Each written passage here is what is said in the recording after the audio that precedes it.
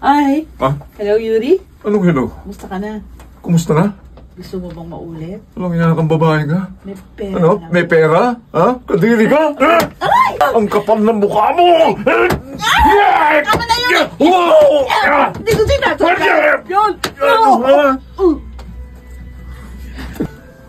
Kapal ng mukha ng Yuring yun? Aba, gusto ko pa yatang patayin.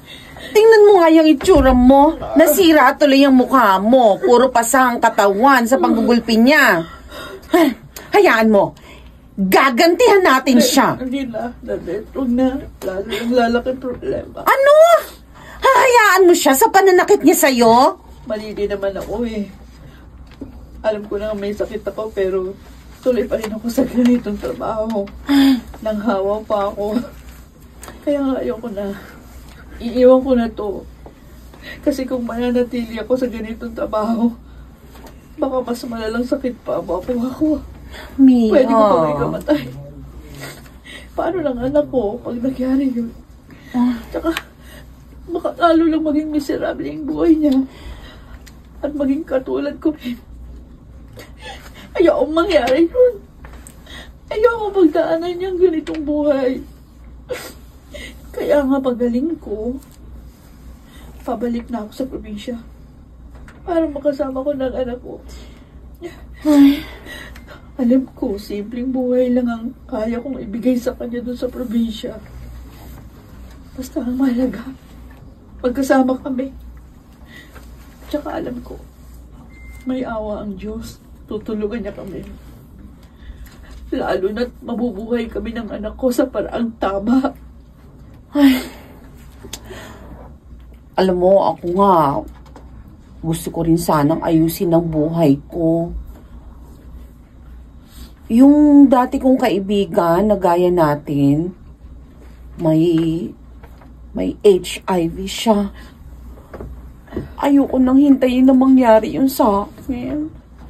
Kaya gaya mo, iiwan ko na rin ng ganitong klaseng trabaho.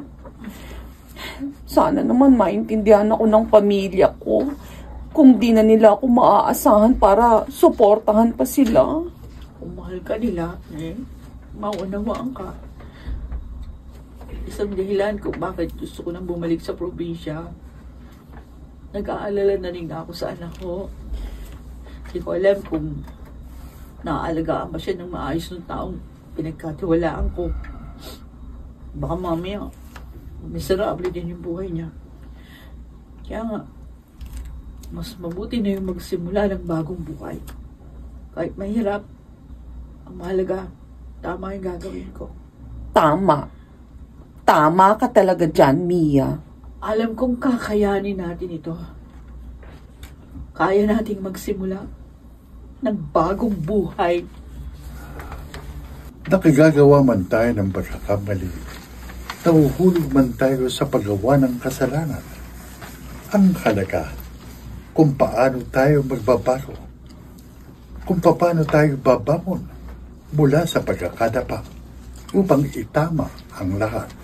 Mga nagsiganap, John Legaspi, Jeneline de la Cruz, James Joseph Cuaton, Susan Robles, Ed Montilla, at si Rosana Villegas sa papel na Mia.